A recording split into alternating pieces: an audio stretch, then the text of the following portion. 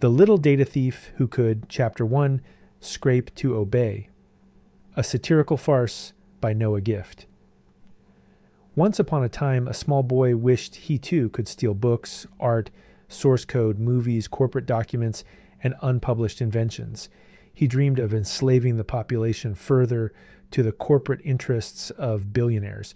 Could he too contribute to the vast surveillance that made the population obedient, simple, and confused?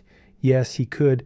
The reason he believed he could was because it is what his recently deceased father did for a living. His father recently died in a tragic accident while stealing corporate data when he broke into a factory trying to steal the schematics for undiscovered inventions. A fire broke out and burned him so badly his wounds were of a mortal nature. When the son visited his father in the hospital, his dying words to his son were, "Scrape, obey, remember, scrape to obey, scrape to obey." His father was an agent of the Ministry for State Stealing, commonly abbreviated as SteelSci. The goals were simple: billionaire totalitarianism, everything in the billionaire, nothing outside the billionaire, nothing against the billionaire. They conducted activities like espionage through smartphones, wide-scale data theft, as well as meme hustling.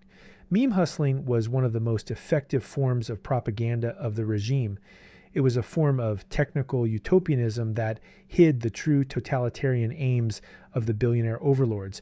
A good example of a recent meme hustle was AGI, or Artificial General Intelligence.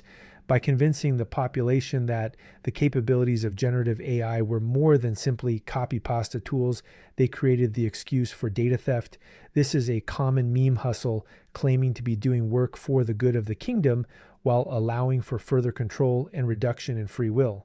The sworn enemies of the SteelSci were the meme thrashers. Instead of participating in 24/7 smartphone addiction, where the population could be stupefied, controlled, and surveilled, they read books. These folks would never be invited to a billionaire's Hawaii colony treehouse to play touch football or hunt wild boar. Okay, this is the end of episode 1. Stay tuned for episode 2, Honeypot.